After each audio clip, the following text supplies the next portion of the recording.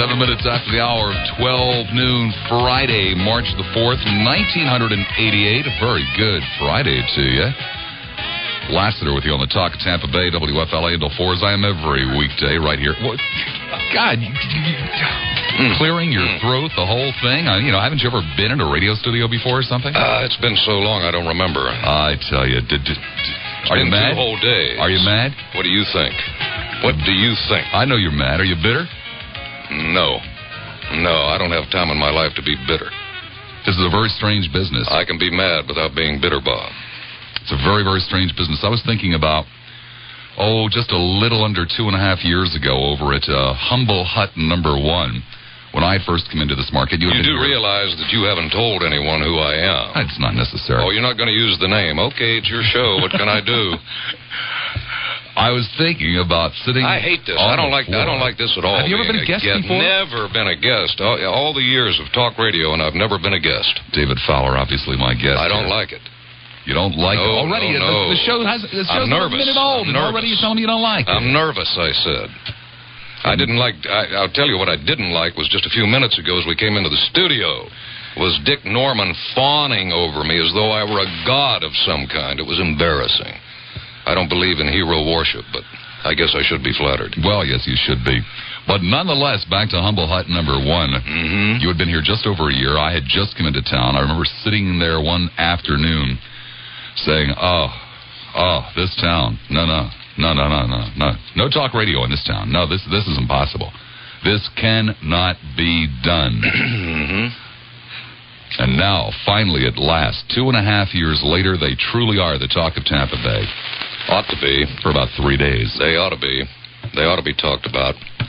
I can't believe what they've done over there, but I'll tell you what I'm not going to do, Bob. I am not going to sit here and be bitter about my former employers, whomever they may be. I don't even know. Your former employers left town. Hell, I don't even know who fired me.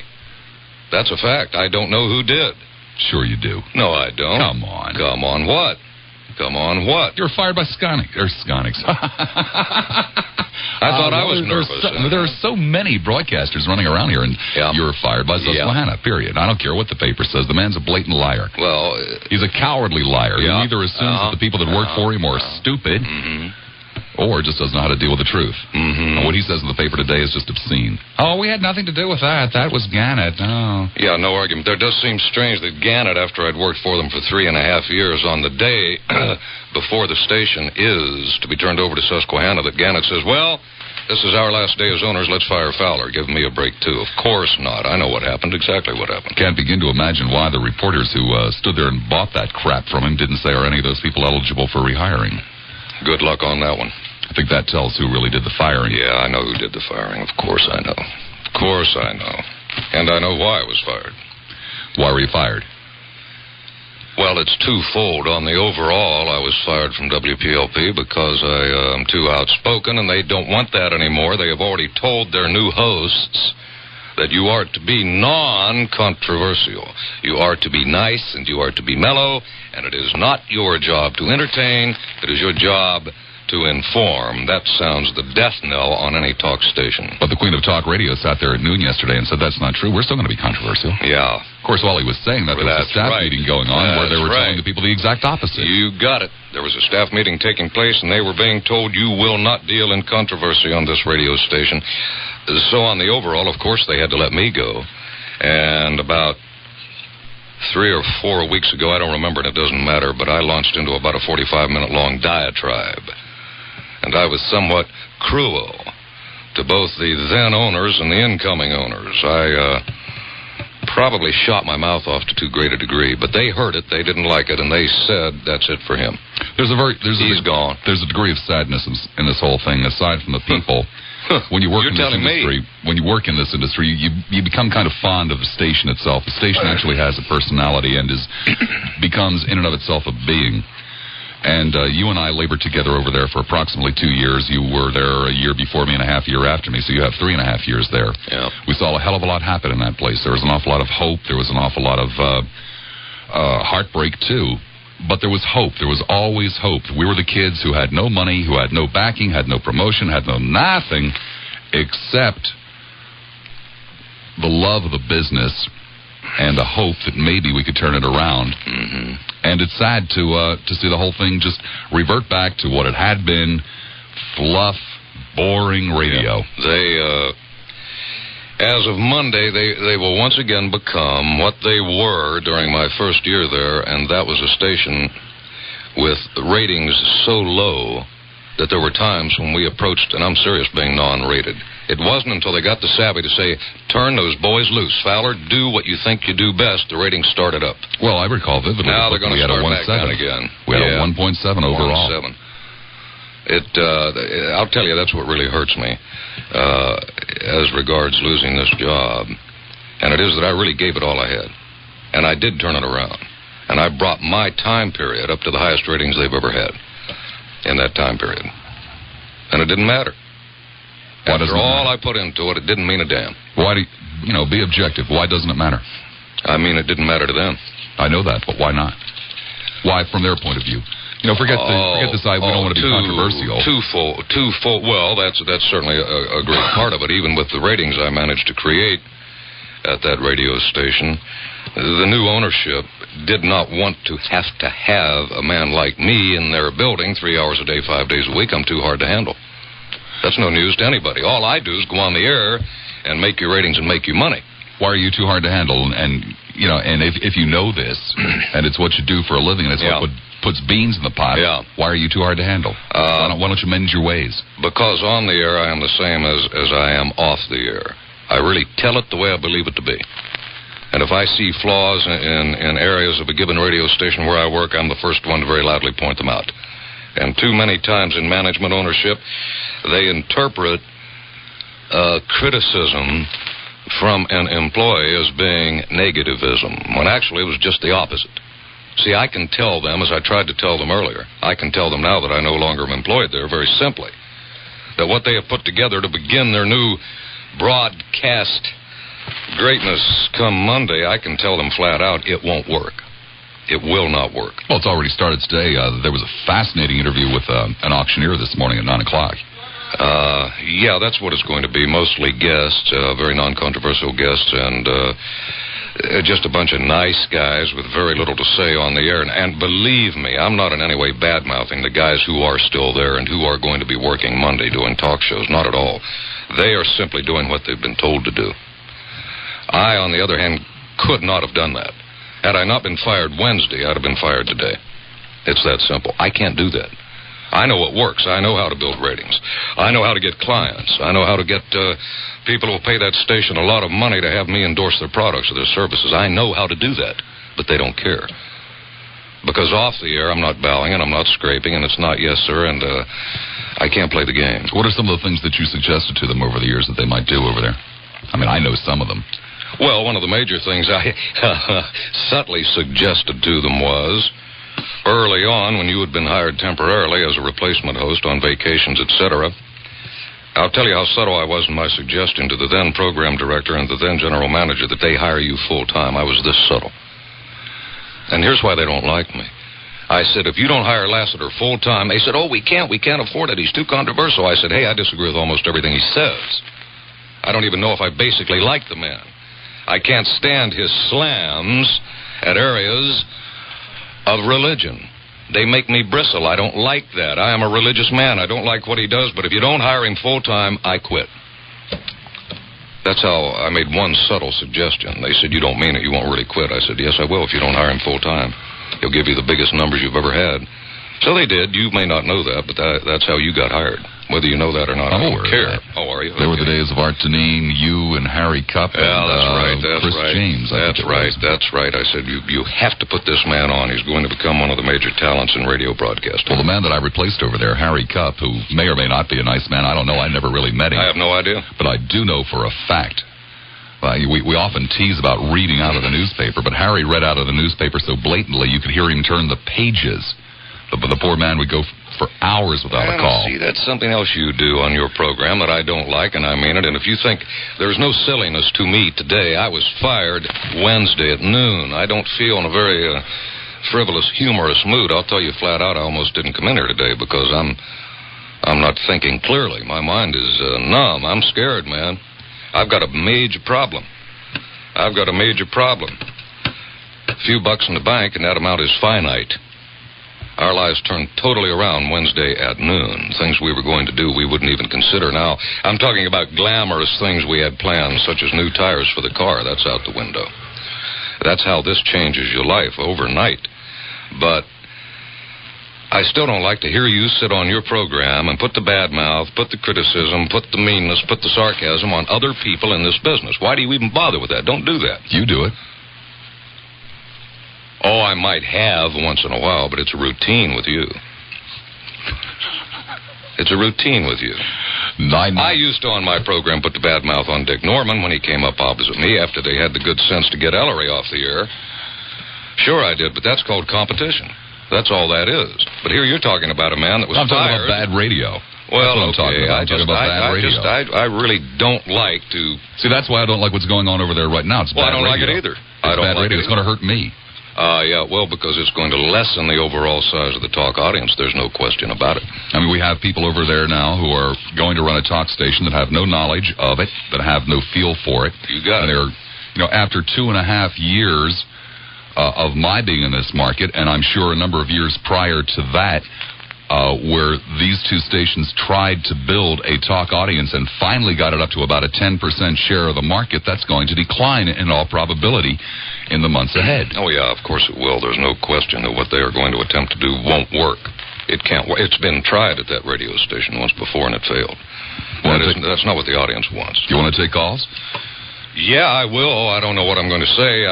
This is the first time I've ever been the interviewee instead of the interviewer, and it's not very comfortable for me, and it's only been 48 hours since I got the zip, got the axe, kicked out on the street. Oh, God help me. What am I going to do? Where can I get a job, and what does it all mean? But I'll tell you this much. If Obarski, the new general manager at WPLP... Gordy. By the way, Gordy is what he wants to be called. If Obarski... This will not happen, but understand I mean this from the heart. If he were to call me today and say, Fowler, we made an awful mistake, what would it take to get you back? And I would at first catch my breath, and then I would give him the only answer available to me, and that is, there is nothing you could give me to get me back. Not now. You would rather be out of work? Yes, sir. I'd rather be out of work than have to be over there pretending to do what I'm told to do, knowing that it will fail. I could not work there, no. I could not. Could not. Any other radio people listening, I'll take anything, but I could not work there. No.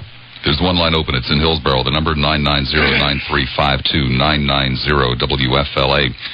Grand Prix Car Wash, 1880 Gulf to Bay Boulevard. You hear me talking about it. You hear me talking about it for a good reason. It's got to be the finest high-tech car wash in the entire Bay Area.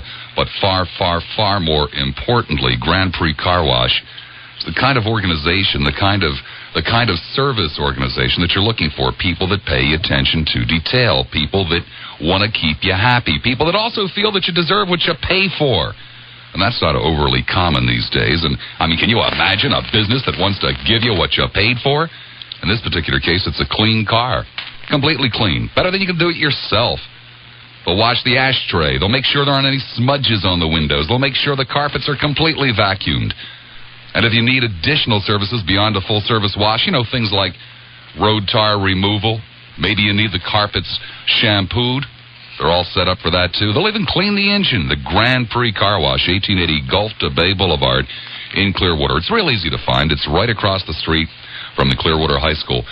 Special going on this week, $2 off the price of a regular full-service car wash. Normally $6.49. You go into the Grand Prix Car Wash, you'll get it for $4.49. You'll get the cleanest car you could ever get your hands on. You'll be happy, I promise. Listeners today, Ed Hartley, Gordy, the Snowman. Hi, guys. How you doing? You ready for the calls? Sure. Okay, what the hey. David in St. Petersburg. Hi, David. You're on the air at WFLA. Good afternoon. David. Yeah. This is Clown. Hi, Clown. How are you? You remember me?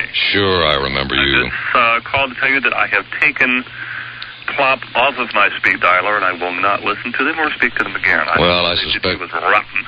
So do I, but it had to be done. As I said, Clown, and that is a nickname I gave this person when he used to call me regularly. I've not heard from you for a long time, but as I said, even if they hadn't fired me Wednesday, I'd be gone by today. I couldn't function in that atmosphere. I could understand that, but it was the way they did it. Pretty mean. Well, to just come in and, cold and say, you're finished today.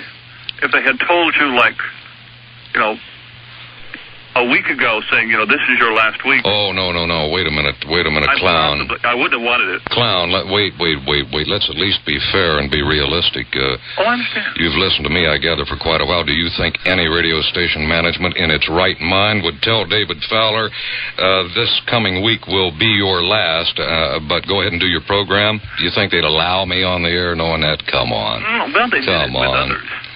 Well, not with me. Oh, no, not with you, but, they did it with others. Well, the real problem over there was the message constantly passed through various different people from Susquehanna to WPLP. Don't worry. Everything's fine and hunky-dory. We love all of you. We're not going to make any changes. Yeah, telling Don Richards, he would be the last one to be fired. And he turned in front of witnesses. Clown, you brought up something that does grieve me in a way. There's not much love lost between Don Richards and David Fowler, however, because I hark way back to when I was first hired at that station, and I still have some bad memories about it. But anyway, I hurt for him for a number of reasons, the most obvious being he is, as am I, suddenly, with no job and none in sight. He is a family man. He has children. He has a mortgage. And he has no job. I grieve for him for that reason, and there's another part of this I have to say about Don Richards. I've never seen a man work with such dedication to a radio station as Don Richards. Whether I agreed with him or not is beside the point. Don was in there most mornings by 3:30, 4 o'clock, and stayed until 5 and 6 o'clock the following afternoon. He gave them his heart and soul, and he did a terrific job. I've never heard a better newscaster on radio. Never. Never. The man has a voice. He has a voice.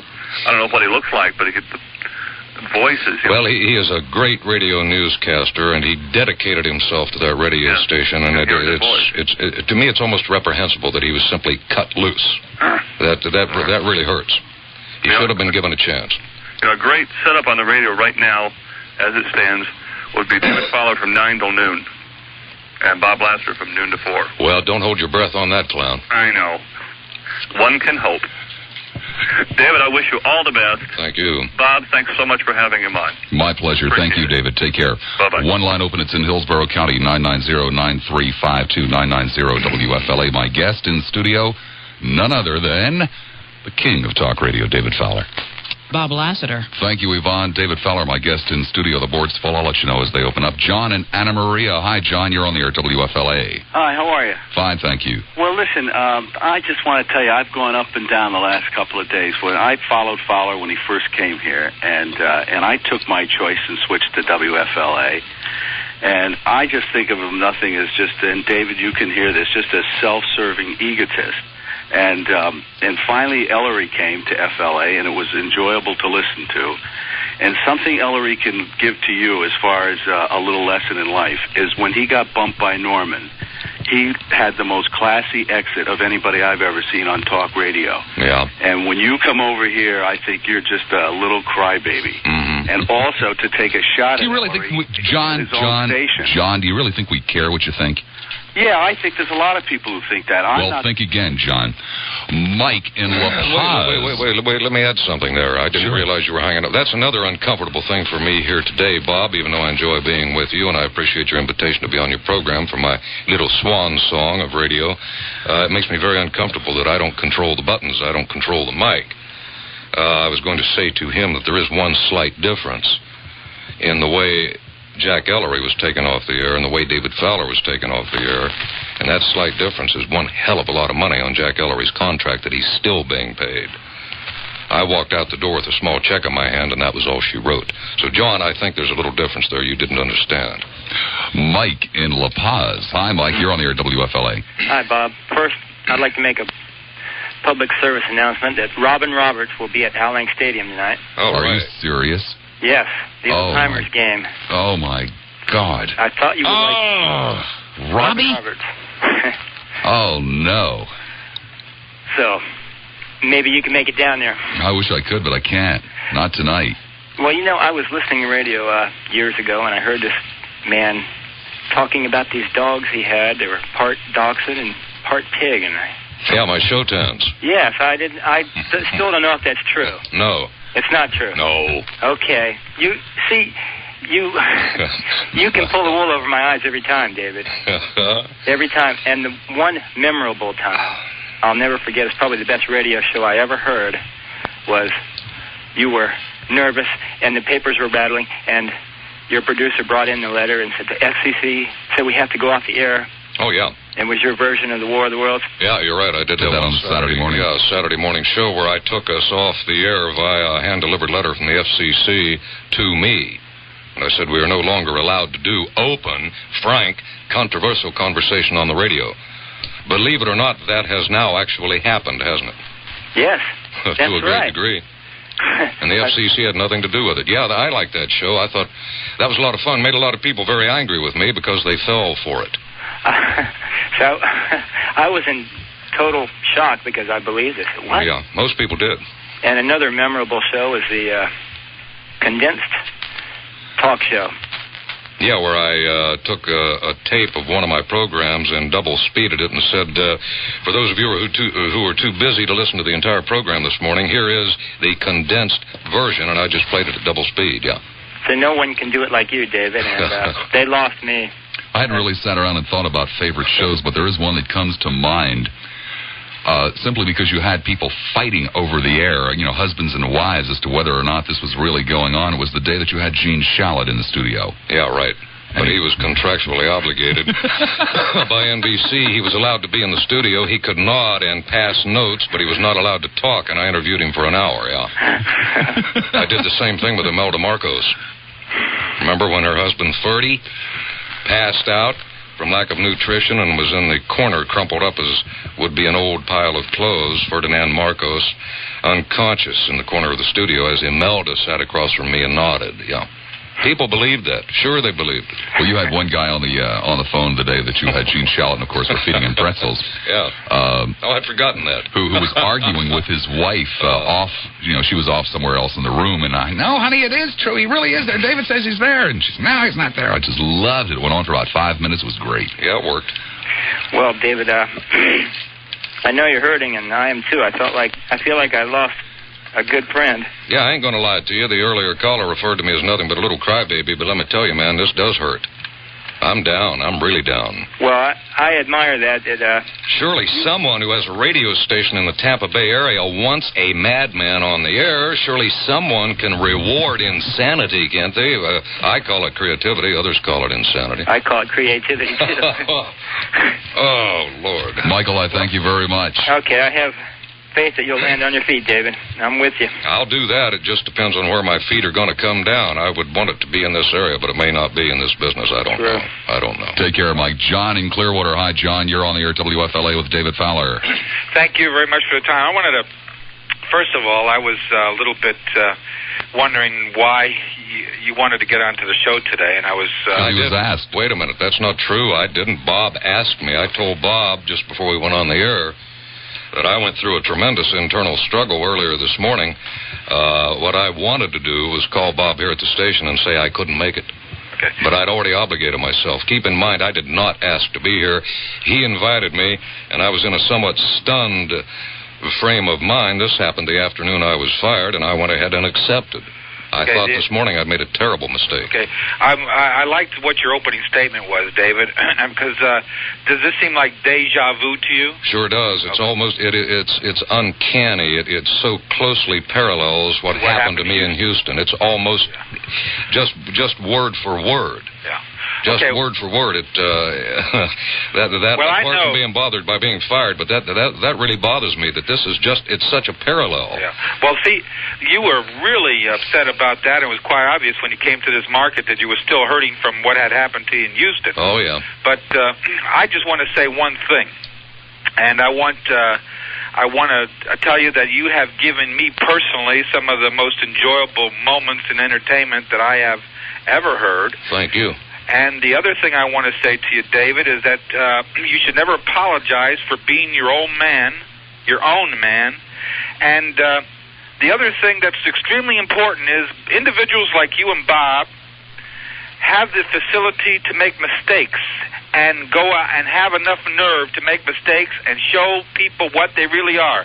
You're humans, and if any everybody doesn't realize that you people show your humanity. And this is what's the matter with this great country of ours, is that we're not able to show our humanity anymore. We all make mistakes. We all do great jobs. But these people want to put us in this little square peg and make us all little square pegs and make us so that we don't make any ruffles and we don't do this and we don't do that. And you can always go to your grave saying, hey, yeah, I might have been stupid. I might have made a couple of mistakes. But on the other hand, you've had real genius on your shows, too. And when you have genius, you also have failures. So these guys, they want some guys like Eastman over there who are boring, who are little polite guys, but they'll never have the type of, I mean, I many times you have antagonized me, but just remember, Dave, you're what you are, and you ought to be proud of it because you're your own man. Now, I know you're hurting. I'm my own man, and I'm sure hurting because of it today. Okay, but I can't change. Okay, the other thing that you should do, I think, is forget working for people. You can't work for people. Why can't you syndicate your show? Why can't you do what that guy does in the evening on that, what's his name, Williams or whatever he is? Why can't you get into your own show and start selling yourself to these programs instead of working for people, but being your own self-employed individual? Takes what you know best. John, it takes an incredible amount of money. Yeah. You have to have a backer with hundreds of thousands of dollars. That he is willing to take a chance on losing it all quickly. Because I can't imagine that you wouldn't succeed in your own syndicated show, especially, because you are a rare and a very wonderful talent. And I think it's terrible that you're going to. I think you did the stupidest thing that you possibly could when you talked about those new people over there in that show that you did. Yeah, I agree. But I don't take a word of it back, and I'd say it all over again. But I mean, well, John, that was pure stupidity. John, there's something that you've got to understand. The fact that station was in the process of being transferred was known for almost an entire full year. The pressure, I felt the pressure last summer when I got out of there. One of the main reasons, there were a number of them, but one of the main reasons was the pressure of the impending transfer. And when you live with that day in and day out, and you know in this business that you're going to be lied to, that there's a real strong possibility that you're going to walk in one morning and the new ownership is going to tell you, hey, we're doing polka music now. You're, assigned to either leave or clean out the trash cans. Take your choice, fella. The pressure just builds and builds and builds, and hell, we're only human. But this is what society tries to do to us all. Now you're feeling bad, Dave. You shouldn't feel bad. You should feel so happy that you are what you are, and don't let the old expression, don't let the bastards get you down. But this is so true because when all of a sudden the self-doubt comes in. You're right. And all this stuff. You're right. That is exactly what happens. It's not true. You're full of self-doubt. It is not true, David, because I have my own experience, and I could only relate to that. But I was fired from more jobs. And I thought, my God, what the hell's the matter with me? And I always did a great job, and I was always number one, and I was always this. And then what happened is I started my own business, and I have been the happiest guy in the world, and I'm doing very well. And I don't have any S of a B's. I don't have to be a yes man to anybody. I don't have to worry about what anybody says. And I can have the freedom, and I can experience what America's all about. Hey, Fowler, it sounds to me like you got a potential backer here. And this guy's doing so well, he can probably come up with $1 for to syndicate you. No, but anyway, I'm trying I'm just trying to relay that to you. No, I understand exactly what you're saying, and believe me, I appreciate it. But I'll say again that had I not been fired this past Wednesday, it would have happened today, because I could not conceivably do on the air what they have ordered everyone to do. Well, I can't do that. I don't want like what Eastman done in the show yesterday. He was saying, oh, we're all happy now, and believe me, all the people over here, this is the way the program that we want in the station, and we're all very happy over here, and there were things that had to be changed over here. He is a real yes man and a brown nose. He sounds like he has that nose so far up the guys, you know what. It's pathetic. Well, I'm not going to say that. I'm in no position to judge anybody over there. And I mean that. I really am not. They're working, and I'm out of work. I thought you were going to be a crybaby, David, and I was wondering, that's why I was listening. No, I'm not. Listen, man, I'm not being a crybaby. I came in here at Bob's invitation. I obligated myself to come in here. I didn't want to come in today. Okay. I did not want to come in today. But, I almost called in and canceled. Well, that's the worst thing you can do in radio. Okay. If you say you're going to be somewhere, you be there. Right. I am incredibly uncomfortable sitting here. Okay. And the second worst thing to do is to miss your break. Don't have self-doubts about yourself. Remember that you just know what you are.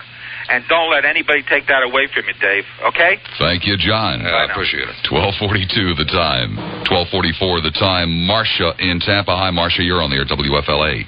Hi, David. Hi. I'm the accordion player, and I was really sorry to hear you say, when you closed your program, you said, I'm gone. I really didn't take it literally. You mean Wednesday? Yes. I knew, and yes, I remember you, the accordion playing caller. I remember asking you, did you ever get one caught in it? And you said more than once. Yeah, I'll tell you, and I don't understand this, but when I got zipped in Houston from a 9 to noon call-in radio show, it happened in the same way. I got off the program, was fired, and told to leave immediately. I was on the verge of vacation, as I was this time. And again, this time, I did what I did the last time I was fired, and that is I knew it. Nobody had told me. There was no indication. But by the about midway through the program Wednesday, I knew.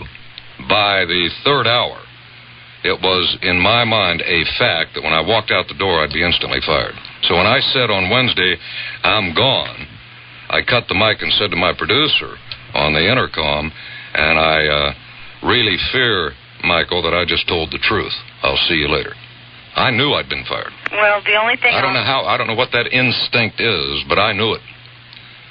The only thing I'll say is I'm sorry you're not there anymore, although the fondest wish would be that you'd end up on WFLA, because then they'd have the best of both worlds. Well, that really, it's not worth discussing, particularly on this program. Well, it is not. WFLA has a heck of a staff, and there would be no reason at all to replace anybody here with me. They're doing far too well. No, but it would certainly be nice to still have you in the area, because between you and Bob, I hope I'll stay here. Well, I hope I'll stay here. But that may not be up to me. Well, let's just hope you do. Just wanted to let you know we're thinking of you, and we'll miss you. Yeah, I'll miss me too, because that program was a great part of my life. Bob and I are the same in this respect, that he and I both live, drink, eat, breathe our call-in programs. I mean, it's our lives, just our lives. So that makes it even a little tougher to take. Well, again, I just want to let you know that we're thinking of you and hope that you do stay in the area. Okay, me too. Thank you, Marcia. Take care. 12:46 the time. One line open. It's in Hillsborough County, 990 WFLA. Mike Hennessy probably in Lutz. Hello, Michael. Hello, Bob. How are you? Fine. David, how are you? Hennessy, how are you, my boy? Hanging in, pal. Good. Hey, you're young yet. I feel a little bit older. Do you have work yet, Hennessy? No, but hopefully some things are... well, right when you do. Right if you find work, Michael. I sure will. Mike Hennessy, former WPLP news reporter, newscaster, who many times on the air during my program I had only the most lavish and sincere compliments for his performance. Hennessy, one quick question. Sure thing. Did they run part number 5 today? I don't know. Let me answer that. Yes, they did. Oh. 2 days. They did. They ran the last installment of, by the way, a really fine job of reporting. They ran it as though you were still there, yeah. I kind of thought they might. Yeah, here is our Mike Hennessy, right. Yeah. Yeah, they ran it. Yeah. You know something, David, I was thinking about it. Our jobs were so different. And there's one thing I noticed that I've really thought about. You talk about making people mad. I realized something a little while ago I thought I'd share with you. The only time that you or I ever made anybody mad is when we told the truth. Sure. You can lie about somebody and they won't care. You tell the truth and, man, you get yourself into all sorts of hot water. Well, I really hate to resort to a cliche, something that has been quoted so many, many times, particularly by our present crop of presidential candidates, but all you're doing is rephrasing Harry Truman when he said... they tell me that I give them hell. He said, I don't give them hell. I just tell the truth, and they think it's hell. Well, I think Never heard that's that one exactly before. right. And of course, another thing, who was a philosopher who said only a mediocre man is always at his best. And, when we went through our ups and downs here at PLP, I mean, we both had them. And Bob had them, and, all the other talented people there have had them. Mike, how long were you there, Mike? I was there for 5 years. Okay. 4 years as a reporter, 1 year as a sports editor. You will have no difficulty, I promise you.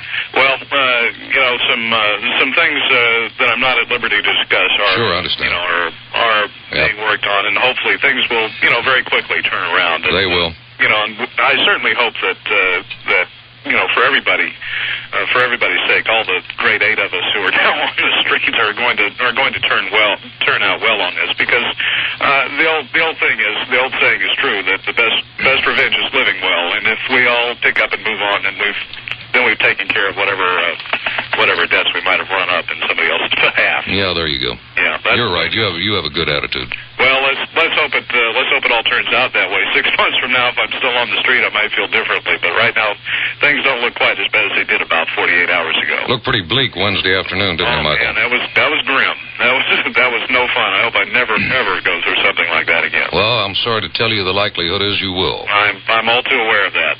But let's hope it doesn't. Maybe we'll all get lucky on this, and none of us will ever have that happen again. Go get him. Okay, thank you, David. Thank you, Thank you, Michael. Michael. To you and to Ray. Thank you. Good luck to you too, Mike Hennessy. The Grand Prix Car Wash, 1880 Gulf to Bay Boulevard. At the Grand Prix, we call it a high-tech car wash, and it really is. No brushes, it's soft cloths on your car. And options, you can have almost anything done. As an example, you have your choice of 3 different types of spray wax put on your car. 12:52 the time. Lionel in Tampa. Hello, Lionel. Hello, who are you? Lassiter. Hi. Man, I've heard of you. Dave? Yeah, hi. I want to thank you. I know this sounds corny. I was thinking, as I was waiting to get on, how to prevent what I'm saying from sounding corny. But Don't say it. I'm speaking from the heart. Thanks for what you've done for us. Thanks for your friendship. Thanks for being there every morning. Thanks for doing your stuff. Thanks for entertaining us. Thanks for doing your job. Nietzsche once said, "What does not destroy me makes me stronger." And I think that adversity in life sometimes tempers our steel and our metal, so to speak. Well, at the rate I'm going, I should be one of the strongest men alive, Lionel. You are cast iron Fowler here. But let me let other people call you who have talked to you less before.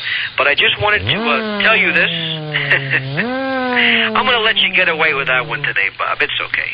I'm very, a very funny person. bit, by the way. Pardon me? Very funny bit. Well, anyway, Bob he's jealous. But Dave, seriously, thank you. Thanks for everything that you've done. And as far as banning me 12 times, well, let's just let bygones be bygones. Why not? Many were the hours that he helped you while away at the phone booth there waiting for an ambulance, Sure. right? Many hours of otherwise idle time spent dialing quickly. I have a form of arthritis in my dialing finger, thanks to you. But anyway, you're going far. I'm not worried about you. None of us are. But again, thanks a lot. Did you know Lionel is no longer able to buy automobile insurance? No, why's that? He had so many wrecks racing to the scene of wrecks. Is that true, Lionel? Yeah, these are true statements. Well, I will admit to the fact that I did have about 12 gross of cervical collars made with my initial, please return to the office of... But I'll anyway, also admit that you made about 12 gross calls, too. well, I have. We've had our moments. Those who don't know, and I'm sure most regular listeners do, this is Lionel, who is, when he had those callers with the initials and the please return message returned to his law firm, it was addressed to Dewey, Cheatham, and Howe. Oh, yes. One of the old legal jokes. Funny. Even jocose, even at the point of being sad. But listen, Dave, take Godspeed, and may the force be with you. Take care, Lionel. Bye, Doris. See you later. Henry in Plant City. Hi, Henry. You're on the air at WFLA. Oh, no. Henry is the newest member of the Dog Meat Club. Mike in Lutz. Hi, Mike. Why have you gone from Subhuman Pig Club to Dog Meat Club? I don't know. Hello, Derwood. Hey, listen, I have a... Freeler here, my boy. I know. I have a comment to make. Yesterday, Bob's program was on ethics. And I remember when Bob was having a problem over at the WPLP with people calling one of his commercial advertisers, or he was advertising... Longshoreman Restaurant, right. Restaurant, right. And I know you and Bob don't get along politically on a lot of things. And someone called and started talking about how they should call and protest this restaurant and tell this restaurant they weren't going to do business with it. Yeah. And you made a comment that I thought was one of the most ethical statements. You said, I may not agree with anything Lassiter has to say, But the day you drive Lassiter off of the station, I quit. You made that statement. Yeah, I know I did. That's 2 times that I made that statement about Lassiter. But you made that public. I said, if by your boycotting one of his former commercial clients, you cause him to lose his job, I quit the same day. And for me, that was... I meant that. Well, I know you did. And I'll tell you something else. That's one of the reasons, as a listener to talk radio and radio, whenever you advertised a restaurant or something I could use, I believed you. And integrity is one of the things that Bob was talking about, but it's one of the things that comes across in your voice.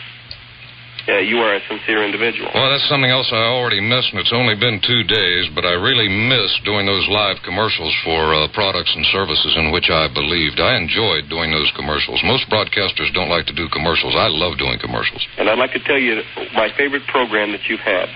Okay. And I was embarrassed at first. All right. And that was when Fred Travelina was supposed to show up and got lost. Yeah. And you ripped him. I sure did. I mean, for a half hour. I sure did. And he shows up. You got it. And it was the funniest interview I have ever heard. Well, all you heard from me was gasping. I couldn't talk. The man is so funny. He's one of the great impressionists of our time, Fred Travelina. And there's one other thing. Yeah. You changed my life in one little aspect. You have a story about a bad waitress. Yeah, I sure do.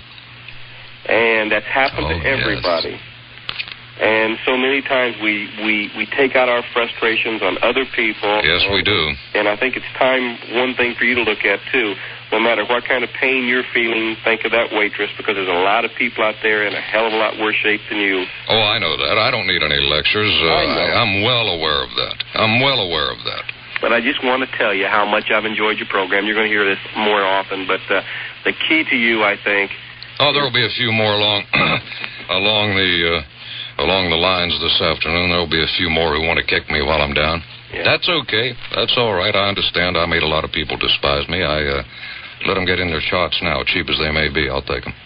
Well, again, I just want to tell you about your ethics. I think that you're one of the few people that have them. Thank you. Well, I got them. Bye. Thank you, Mike. One line available. It's in Hillsborough County, 990-9352.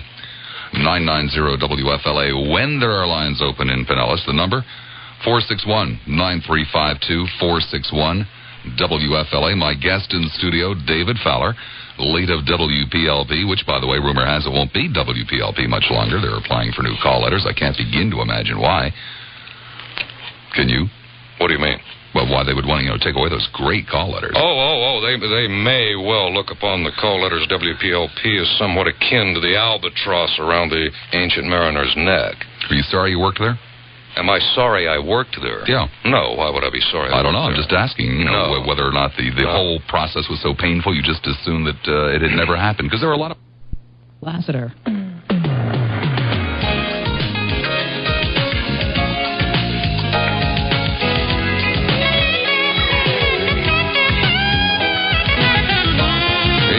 After the hour of 1 o'clock, Friday, March the 4th, 1988. Snowman, don't forget to turn over the tape there. We'll wait. Okay, tape is turned over. Back to the phones we go. We being myself, Mad Dog Bob Lassiter, my guest in studio, the king of talk radio, my good friend David Fowler. Yeah, I have become in the Tampa Bay area. At long last, I have achieved the status in the Tampa Bay area of truly being what is known in this business as a broadcast legend. That's anybody who ain't working, right, man? If you're in broadcasting and you get fired and you're out of work, then they suddenly say, God, the man's a broadcast legend. What's he doing now? Nothing. Shirley in Dunedin. Hi, Shirley. You're on the air at WFLA. Hi. First of all, I want to thank you for giving us, all of us, the opportunity to say our own temporary goodbyes to David. Is David on? Yeah, he's on. Yeah, I'm right here. I had the unfortunate distinction of being your very last caller on Wednesday. I spoke to you on Wednesday, the very last one, and it was right after I finished when you said, I'm David Fowler and I'm gone. And what I wanted to say is you used to make my day. I would not leave my house until after 12:30. I never wanted to miss one word of your program.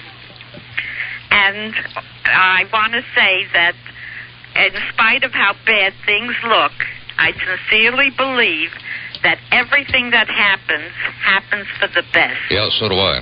And with your talent, especially in the storytelling area, I cannot see you just disappearing into the humble hut and remaining there. I really cannot. And I'll be looking forward to hearing all sorts of good things about you. Thank you, Shirley. Okay, and thank you again, Bob. And by the way, since that happened, I listened on yesterday to hear if your ex-station was going to have the guts to be honest about what had happened. And all I got was a whitewash. And since then, FLA has been getting my listening ear. So I wanted to say this, and the very best of luck to you.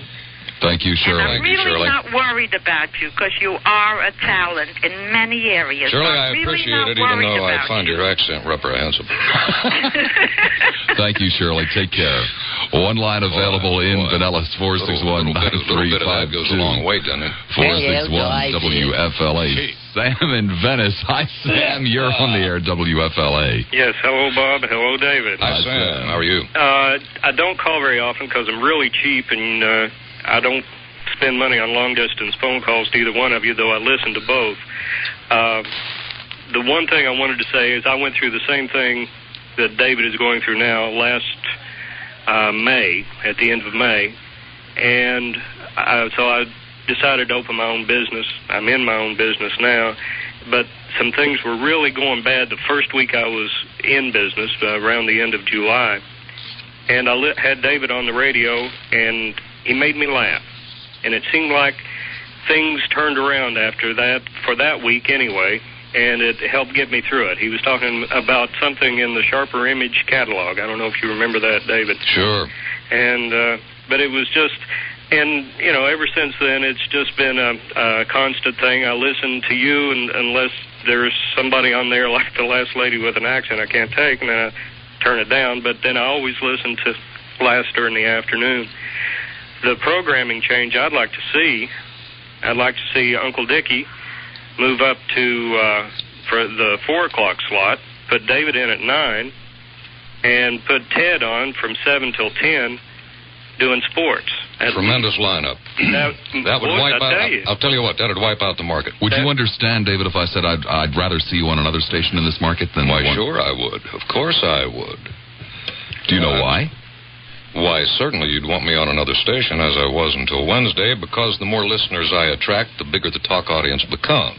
And also, the harder I work. Well, you'd have to work harder if I was on directly opposite you. You wouldn't be dragging in them big nines. I don't understand. If I were on opposite you. I don't understand why they didn't put you up against me. Tell you what, the ratings, it had nothing to do with me. I was champing at the bit to go up against you, and I'll tell you what would have happened. Do you want to know? What, David? Within one ratings book, I'd have had probably around a 6.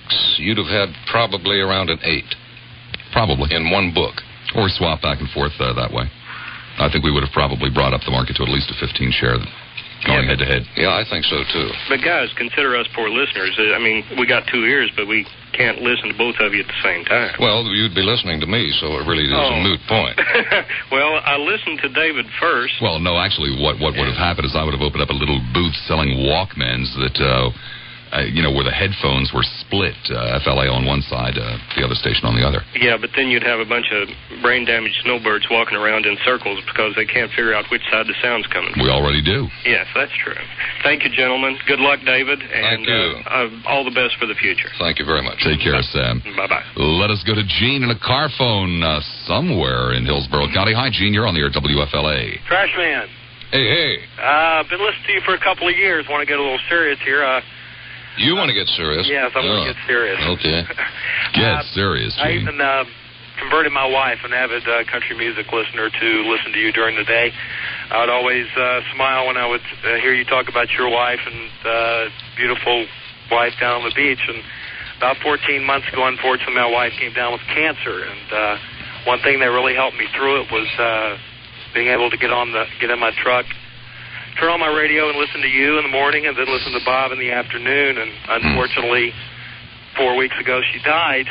But people would always ask me how I get through it. And I just want to say thank you to you and to Bob for helping me through this time. Well, that for me at least has to be the highest compliment I've ever been paid on radio. Likewise. I'm able to get in my truck, and even though I miss her, and I'm able to put it out of my mind for the time I'm in my truck from 9 to 12, and then from 12 to 4. And I just want to say thanks before you go on to bigger and better things. Well, you have you really have my sympathy, because if there's anything in this life on this earth I dread, it is that happening to me. Well, I really pray I'm sorry to use the word pray on your program, Bob. I really pray I go first. Well, she is considerably younger than I am. She will still have a life. I told her this one time, and she said something I'll never forget. We got into one of these husband and wife discussions about who would die first. And I said, I pray I do, even though it will cause you grief. I pray I do, because I know I would not be able to withstand losing you. And she said, well, that's very disappointing to me. And I said, why? And she said, because I would have hoped that knowing me and loving me and being with me these years had made you a better person, even more easily able to cope with loss and tragedy, not less so. Can you imagine someone saying that to you? Well, we had those same conversations, and I had always hoped that she would go first, but unfortunately she didn't. I can remember one call I remember you having, I think your last call either before Christmas break or New Year's. You were talking to a gentleman about your wives and that glow in your wife's face that attracted you to her. Yeah. And my wife had that glow, too. In fact, David, I was with her when she took her last breath, and she had that glow in her face until her last breath. And again, I'm getting choked up. I don't want to take up too much time. I just want to say thanks. You've helped me more than you'll ever know, and I really don't know if I could have gotten through it without talk radio. I can't listen to regular radio. Songs come on. Oh, I know. Think of her. Oh, yes, I know. Listen to talk, and now I don't have you in the morning, so I switched over to Dickie, but thank God I still got Bob. But again, I just want to say thanks to both of you very much. Thank you, sir. God bless. Bye-bye. Gives you goosebumps. Makes it all worthwhile, doesn't it? Yeah, it does. That happens. I'll tell you, Bob, it's one thing that bothers me about you is that you're so damn mean so much of the time. I think too mean much of the time. But even with your meanness, it is surprising how much actually all of us who are or were, as the case may be, in call-in radio, how much we really become the only company some people have. We're it. We become, so many people, almost the best friend. That's a fact. Are we being Bob Lassiter and my guest in studio, David Fowler. Rosemary in Sarasota. Hi, Rosemary. You're on the air at WFLA. Rosemary once. Rosemary twice. Rosemary never, ever again. Hank in Dunedin. Hank, you're on the air, I hope. Yes, I'm here. There you are. I'm here. Listen, Bob, I want to thank you. I'm a friend of David's. I know him well. I've listened since he came on the air here. He has done business for me. He is, without a doubt, the finest salesman that any individual could have representing his company. He also does believe in the products. He checks out what he represents, and he's a neat guy. And David, I'm shocked. I got off the boat yesterday and heard on FLA that you had been let go. And without a doubt, the biggest mistake that any radio station has ever made. And I would hope that since I don't have your new number, that you give me a call when you get an opportunity. Will you do that? Hank Fox? Yeah. Yeah, sure I will. Good. Thanks, partner, because I got off the boat yesterday and flipped. I thought you fell off the truck about a week ago. Pardon? Nothing, Hank. No. You know me, I was damn gullible with you. I believe everything the man says, Bob.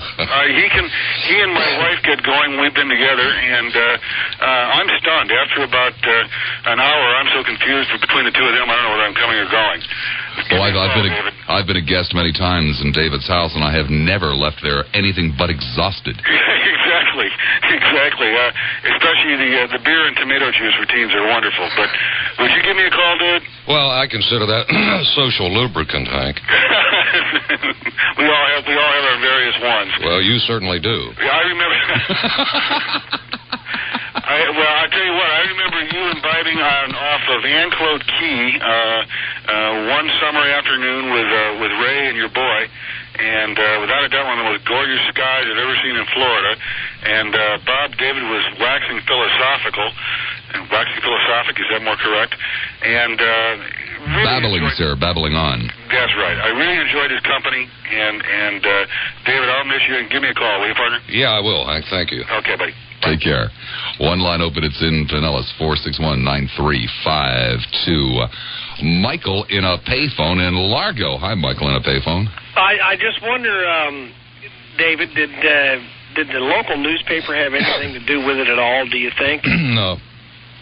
And also, how about putting a name on some of these faceless eunuchs that control the programming? I mean, this new nerd that has infested our area. I mean, do they have names or anything like that? I mean, so in case you're introduced to them at a social function or something like that, you can spit on their shoes? Let me tell you something about when you say a local paper, you're referring to the St. Petersburg Times, and I had an on and off vendetta for the Times, but the fact of the matter is this, that the Times is not overly concerned with one radio guy doing a call-in conversation program, not when their Sunday paper has a circulation of some 480,000. They're really not too concerned with a little radio guy like me. Number two, the story the Times did yesterday on my being fired was as complimentary to me as it could have been. Yeah, it was a great piece of reporting in my mind because it was so flattering. Well, yeah, they sort of mentioned the Contaminome situation, and that's what prompted my question. I only brought that up to the reporter with whom I did the interview after being fired. My referring to the Suncoast Florida Dome as the Contaminome for obvious reasons. Mm-hmm. I only brought that up as one little example of being controversial, of making some people in power mad. And that is what the new ownership at my former place of employment does not want.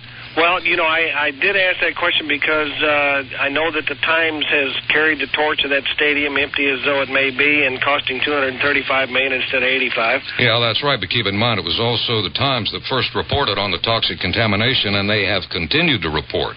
So you can't fault the Times on that. Well, now, but the contamination was known at least 3 months before it ever came out in the newspaper. They had, in fact, anybody that has done any site prep work of the scope and size of the stadium situation would have known to have done soil tests in an area like that long before, and soil tests were done. And they knew that there was going to be a problem before they ever started construction on that thing down there, because that was the site of the gas plant. There had been reports of those chemicals down there long before the purchase was even made. So this whole deal about the Times reported it way after the fact, only when the EPA got involved. So, that old jazz of them being conscientious reporters is hooey. You may be right. I can't comment. I don't know. Total hooey. So I just wondered, do the people over there have names? I mean, who's the new GM or whatever at that joint, in case, you're at a Gordy or whatever? His name is Gordy. That's all you need to know. Gordy? It's either Obarski, Oberdorf, or Abramowitz. We're not really sure, but his first name is Gordy. That's what he likes everybody to call him. And are they all eunuchs? Well, I can only... Is that a prerequisite? Let me comment on that. I can only say this because it's true, that even though he was taking over as the new general manager under the company for which he labors as a vice president, Susquehanna Broadcasting, on Thursday, when I was fired on Wednesday, he was not there to do the job. He had someone else do it. In fact, he had an employee of Gannett, the former owner, fire me. He didn't have whatever it takes to fire me face to face. Well, I mean, and I can't forget that. Isn't that a yellow-bellied, lily-livered sapsucker routine, if you've ever heard it, or what? Well, it's just a decision that you have to make for yourself, Michael. Yeah. Bye. Be good. Bye, Michael. Coming up on 29 minutes after the hour of 1 o'clock, my guest in studio, David Fowler. The conversation will continue. From your husband. What does your husband do? What does that fool do? Isn't he in television? What does he do? No, he doesn't. What does he do? Right now, he's a troubleshooter for Gulf Life Insurance. Oh. Right now. That's even lower. Yes, he's in the West Palm Beach area now. Oh, he's not in town today? No, he's getting rid of a thief they discovered in the office. Yeah, that's actually, I might as well go ahead and tell the truth. That's why I was fired from WPLP. You were in the till again. They caught me stealing. I know it. And you've had so many things. What I was in the midst of stealing was simply the highest rating they'd ever had in that time slot. I stole it, you see. And they caught me, so they fired me. They said his ratings are too high, fire him. Well, I have my thanks. You're right, I am mad. What? I have my thanks. I want to compliment you on the physical stamina that you must have to put a jacket on over those sharp instrument wounds in your back. You're doing it again. You're no pausing. Comment there, Mims. I want to hear you do a... I'll come up with one. Hold on. But, okay. Not right now. Oh, all right. I have my thanks to give you, too, because I think above anyone else in the Tampa area, you made my name a household nerd. Yeah, I think regular listeners to these programs are well familiar with the name Peg Mims. There would be. That doesn't mean that there's any admiration, love, respect, or even a basic sense of like for your name. They just are aware of it, is all. But you didn't say would-be talk show host. And after all, Susquehanna, I thought you would like to know, Susquehanna has contacted me. We're going to do exciting shopping sprees in downtown Lutz featuring Carolyn Dundas and Peg Mims. Now, doesn't that really grab you? Yeah, it really does, Ms. Mims. You don't believe me? No, I do believe you. That sounds like the kind of programming they say they want. That's right, and then we're going to go on to the cooking show. Yeah, I can see you and Carolyn on a shopping spree on radio in downtown Lutz doing comparison shopping for... it would be... female laxatives, right. We would... I hope we're opposite Bob Lassiter. I mean, we just wipe him out, wouldn't we? Well, I mean, they would be sitting there, talk about making strange noises. He'd just be drumming his fingernails and gritting his teeth. And then we're going to do reinventing the lowly burger. 5,000 ways to cook hamburger. Peg, you're too close to you're too close to the truth for me to smile. Oh, well, why don't you practice saying welcome to my world? Let's have you on at nighttime. Let's have a 24-hour-a-day talk show. You're right about that, Bob. What do you mean, boring? Get her off, will you? Bye-bye. Bye, Peg. Ray in Plant City. Hi, Ray. You're on the air at WFLA. Hello, Bob. Hi. And good afternoon, Bhagwan of Talk Radio. Yes, my son. How are you? Fine. I can understand. I shouldn't ask that question. I just wanted to tell you, Dave, that I had never listened to talk radio until about 2 years ago, and a guy I worked with told me, hey, you've got to listen to this guy. He's something else. And I did, and I was impressed, and I've been listening to you, and after listening to you, I was listening to Bob, and so God, I was afraid he was talking about Tim Coles that led him to us. Oh, damn. No, I'm sorry, it wasn't Tim. But I just wanted to say, Dave, that you're an interesting guy to me. I know there are a lot of people who won't say that to you, but I want you to put out your cassette of stories. I believe it or not, I'm thinking seriously about that. I want you to do that because I've never heard the banana suit story. Well, stay tuned because I will advertise it here. You are?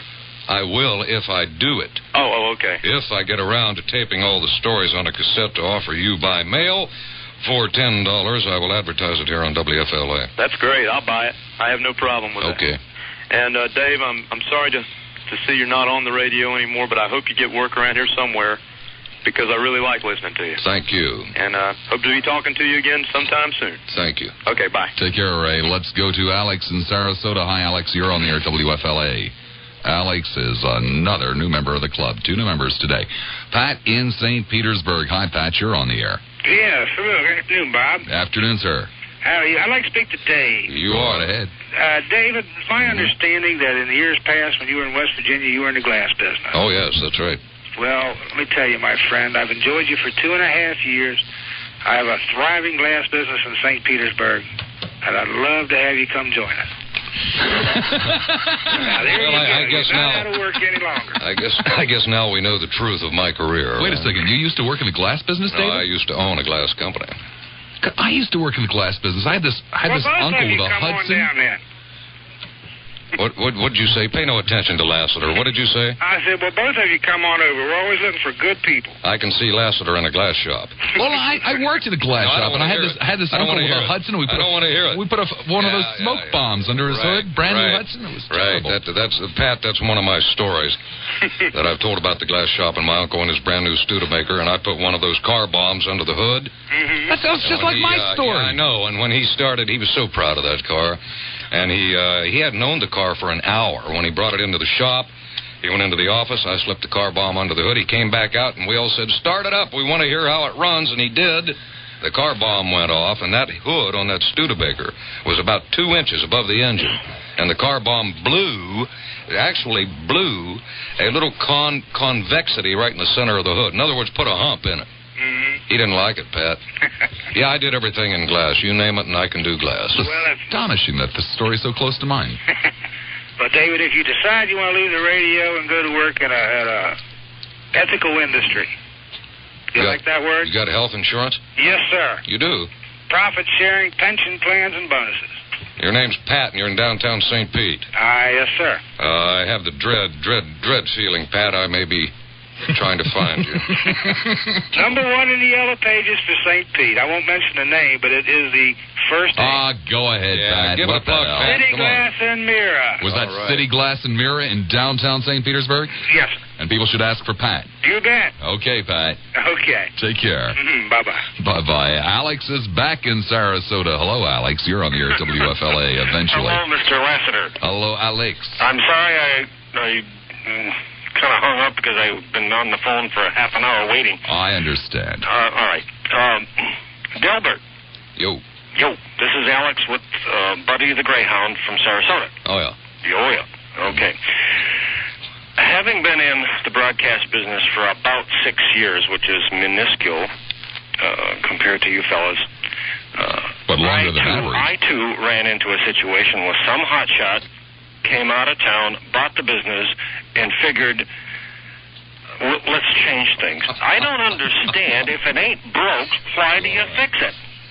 That's part of the psychology of radio to too great a degree. I've seen it happen a number of times. It happens all the time, and it really cracks me up. I mean, it ruins the marketplace. It is difficult to understand when WPLP's ratings were finally beginning an upward spiral that they decide to change the whole thing from top to bottom. No, I don't understand it. I just have experienced it before. I'll never understand it. You know, and coming back to FLA, now, I listen to you in the morning, I listen to Mr. Lassiter in the afternoon. Prior to the change around on FLA, they had a tremendously popular sports show with a Mr. Webb. In the early evening. Name rings a bell. Yeah. Webb. Yeah. And Fred the thing Webb. was very popular. They changed that gentleman out of his expertise into a talk show host and completely ruined that time segment as far as I'm concerned. This is just one caller's estimation, okay? And I have some notes here that I was going to discuss, and I wrote down the name Lionel, and he didn't fail me. He called you, Mr. Fowler, and I was really impressed. Well, I'm glad he did. He was always even as mad as I used to get at Lionel from time to time. I mean, seething with anger at Lionel. Sometimes I banned him from the program, I don't know how many times, but I would always allow him back on because when he made a good call, it was among the very best calls. Yeah. I'll tell you what, you made a comment back some 15 to 20 minutes ago about, I'm having a little difficulty with this, but the gentleman who called about his wife passing away from cancer. Yes. That you and the type of work you do and Mr. Lassiter does, you pointed it out, that you are, in some sense, friends of people who just probably have no friends. And I felt very, very touched by that gentleman's call. Are you lonely? No, I'm not lonely. I'm fine. I have a family and everything. No problem. I was just touched by that man's gentle call and your response to it. Well, I was very touched by the call, too. Well, I want to compliment you. More than you would know. Well, I can understand that, for sure. Do you know that when I got home Wednesday after being fired and sat down at the picnic table under a nice bright blue sky, warm sunshine, my young and lovely wife was sitting there waiting for me, and I sat down.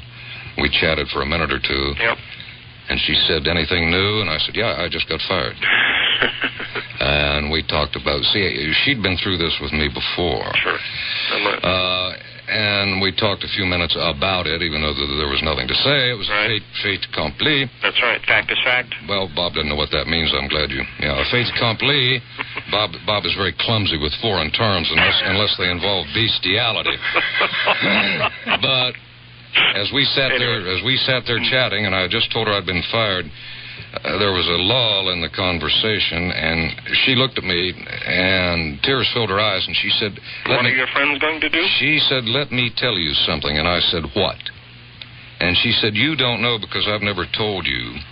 She said, how proud I am of you and the way you are and the way you stand by what you believe to be right. She said, I can't really tell you how proud I am of you. And this was within 15 minutes after she had learned that I was out of work and we were in trouble.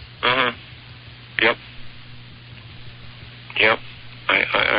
That's it's a wonderful statement. It's wonderful. Well, I certainly won't ever Fowler, forget it. Mr. Delbert Freeler. Freeler, here, my boy. And Mr. Lassiter. You in the morning and Lassiter in the afternoon, and as far as I'm concerned, Webb back on sports at night. Bang, you got a station that will really cook. And people will just listen to the listeners. Gee, I don't understand why they don't do it.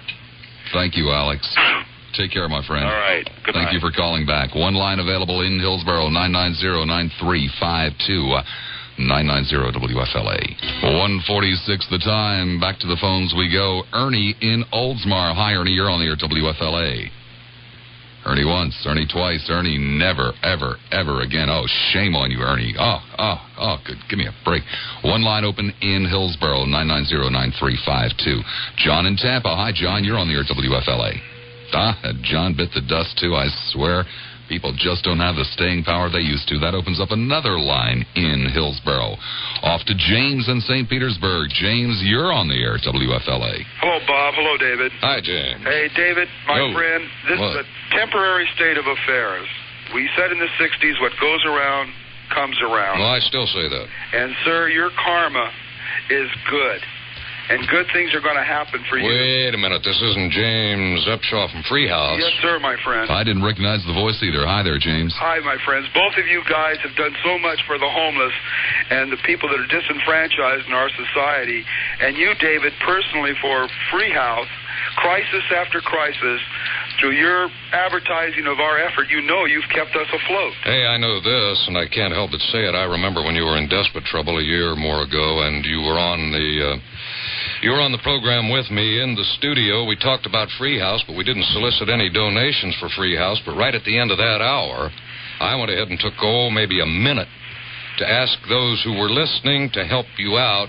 And within 3 days, I raised $8,000. Well, you've raised a lot more than that. You talk about the power of radio when it's done right. Well, what you've done for this community on behalf of those folks that are hurting and for our particular effort, we're forever grateful, David. Well, I did a lot of shooting off of my mouth during those nearly 3.5 years of that program, James, because I received so many calls from so many men who had just been fired, and they were desperate, and I told them how to cope with it. Exactly. Gave them all good-hearted and well-meaning instructions on how to deal with being fired as I was able. Now I'm having to put my money where my mouth is. Well, you're going to be all right, sir. It's just going to come your way. And you and Bob, you are the guys in this town that'll don't come from the stereotype point of view about this and look with sensitivity and mindfulness into the problems and feel people's situations. I know there are other folks, but Moses wanted to say a couple words to you, David. All right. Just a moment. Dave? Hello, Moses. I'd just like to say peace, brother. Peace to you, bro. Okay. All right. Thanks very much, and our prayers are with you. Thank you. Okay. Bye. Bye. Gentlemen, take care.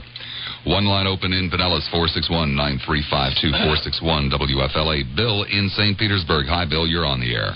Hi, Bob. Hi there. Hi, David. Hello, Bill. Haven't called you a lot, but I've been listening to you for a long time. And I'm sorry I can't offer you a job. I don't have any jobs to offer. I just got one of my own. But I've really enjoyed listening to you over the years. Your stories are better every time I hear them. And you've got a lot of friends. You know, that's one of the incredible things with you, Fowler, and I'm glad you brought that up, Bill.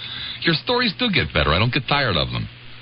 No, and I mean that sincerely, and I've heard them on and off the air. Are you going to buy a cassette tape of Dave's Big Boy Stories, Robert? If you'll promise me the first one, yeah, I will. I'll buy one of those. Okay, all right. It's not the stories, it's the teller. It's the delivery. That's all right. Real well. Oh, yeah, it's never what you do, it's how you do it. Yeah. Always. But, particularly in this business.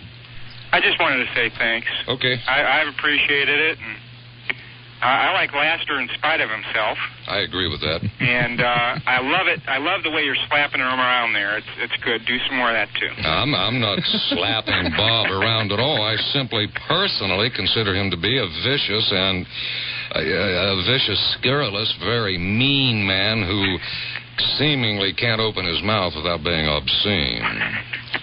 And I don't believe in that. Oh, grief. Well, he's got his finger on the button, but you got your finger on the point.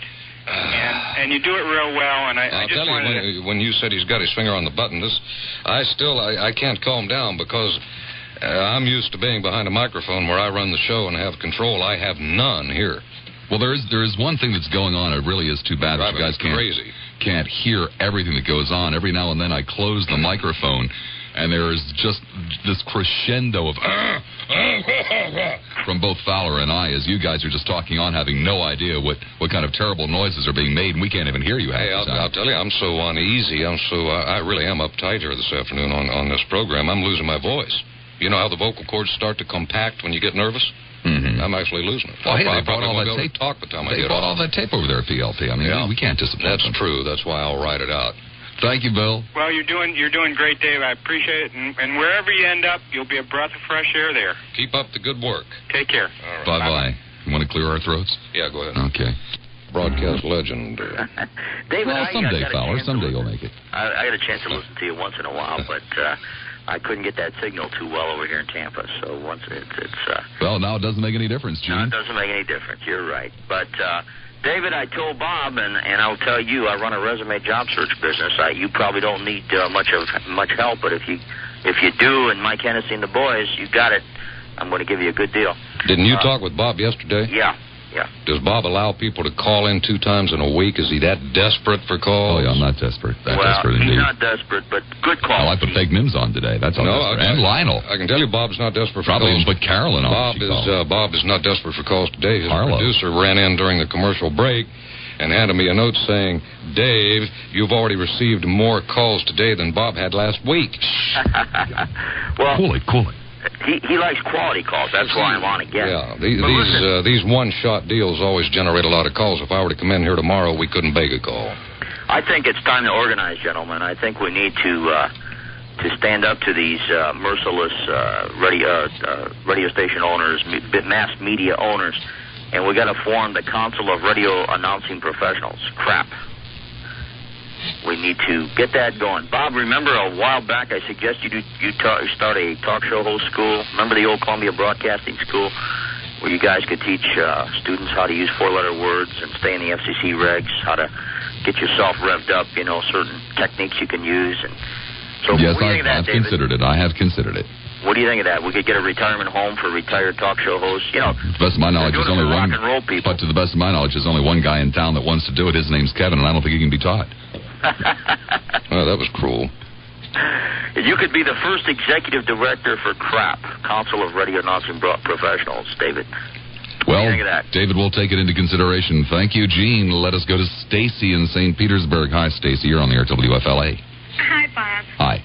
David? Hi. Hi, this is Stacy the Night Owl. Hi, Stacy. Hi, too many times in my life I've let times go by when I didn't say something to somebody that I really wanted to say. And I just wanted to call you up. I've been dialing for over an hour. I can do this number so fast now, it's unbelievable. But I wanted to tell you that I really admired you, and it was a privilege to produce your Saturday shows back when I was doing that. And I think you're a really hip guy.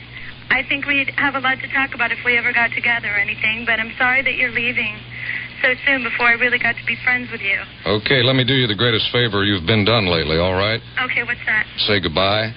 Oh, goodbye, David. Okay, bye. I don't think she understood what I meant. But... One line open in each county, 990-9352-461-9352. Living dangerously.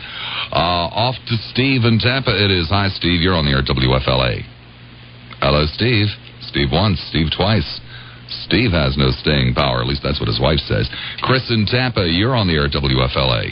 Yeah, hi. Hi, Chris. Doing pretty good. I want to thank you both. I work in a major warehouse here in the area. I don't know if you know, but they pipe in music all the time. And after about 3 weeks, I managed to put them on the talk radio, and you'd be surprised how much everyone enjoyed it over the, Q105 radio station. Talk radio in the workplace? In a workplace warehouse. We all would sit in, and then at lunchtime, the discussions were no longer about who scored the most points last night, but what you two guys happened to be talking about in the morning or the afternoon. Great. We once got a call over at PLP, my wife fielded it, from a woman who ran some type of psychiatric care center. And for some strange reason, they had problems putting music over the PA system because it made the patients too lethargic. Yeah. And they would sit there and sometimes tap their feet. So they put WPLP on. This is, of course, about 2 years ago, and David and I both worked there. And they called up to complain, saying that it was just too much. It was making the patients restless, and could we please tone it down and maybe at least sometimes play some music so at least they would go back and just tap their feet again. Well, it gets us all. Just one other point I wanted to bring up. You wondered why sometimes companies change their plans sometimes when everything starts to look real good and profits start to go real high and all that. There's a reason why. In the world of business and profit and loss, sometimes loss is profit. Well, PLP never made any money. Right, and I don't think it ever was meant to. There are some companies that are owned they're just subsidies, and it pays for them to be a loss for them. Well, that's not the case with Guy Gannett, at least when they were the owners of WPLP. They wanted to make money. They were very unhappy that they weren't. But like an awful lot of businesses, they took the exact wrong tack when things started to get a little bit tight.